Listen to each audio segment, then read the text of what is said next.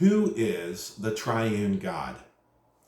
That's one of the most exciting ideas a Christian can ponder, because God is the most alive, joyful, and exciting being in the universe. Anything that's wonderful in creation is wonderful because it imperfectly reflects the wonder of the God who made it. So Trinity Sunday should be the highlight week for every Christian as we revel in the beauty of God as he's revealed himself to us. Here's the challenge. We don't think of the Trinity that way most of the time. We find the discussion weird and confusing. Someone said, try to understand it and you'll lose your mind. Deny it and you'll lose your soul. So it's some kind of scary, abstract thing that we're nervous to talk about lest we get it wrong. So we don't. And perhaps we sigh when it's announced that next week is Trinity Sunday. Here's the problem. Everything we believe as gospel-centered Christians is based on our underlying Trinitarian understanding of who God is. We just don't realize it a lot of the time. And as long as that foundation is there, our beliefs all hold together. But if we allow that Trinitarian understanding to dissipate, the Christian faith will dissolve in our kids and our grandkids. Let me illustrate.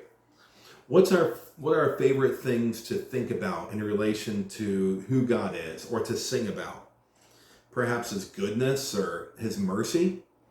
Now, those are great points of emphasis, but they're only emphases if they belong to a greater body of knowledge about God. If we understand that God is immortal, invisible, God only wise, in light, inaccessible, hid from our eyes, most blessed, most glorious, the Ancient of Days, almighty, victorious, thy great name we praise, then what we emphasize about God makes sense within that context.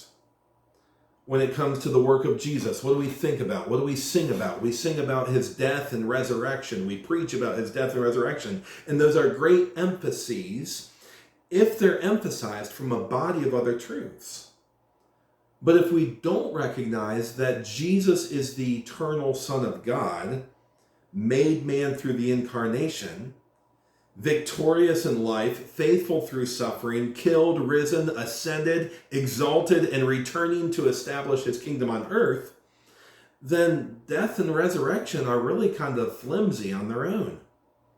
They by themselves don't tell the whole story, and they end up making the gospel sound like a cute little fairy tale. So we emphasize them from within a whole body of truth.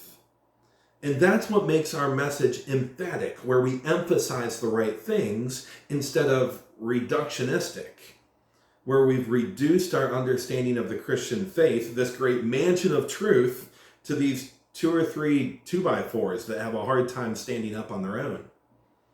When we talk about our salvation, we talk about forgiveness. We sing about forgiveness. But forgiveness is only possible and it only makes sense when it's understood, again, within the context of those other really important truths. Our union with Christ, our regeneration as we're brought from death to life, our adoption into the family, our being made holy, our corporate salvation as God's people, our future salvation when Jesus redeems the whole world. Forgiveness on its own can't stand it. I could go on, but I think you get the point.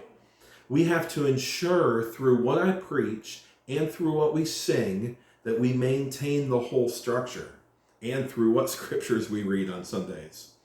Preaching on the Trinity may not move us like a message on Psalm 23, but it makes all the rest of it make sense and have grounding. So this week we're going to contemplate the most interesting and life-filled being in the universe. We will wonder at the glory of God's person, Father, Son, and Holy Spirit. We're going to see how he's revealed himself and who he is in the things that he has done, especially in how he's offered salvation. And that will lead us to worship and a greater appreciation for those other things that we rightly emphasize. So be there Sunday. Be on time because we're hopping right into it. I can't wait to celebrate Trinity Sunday together with you all.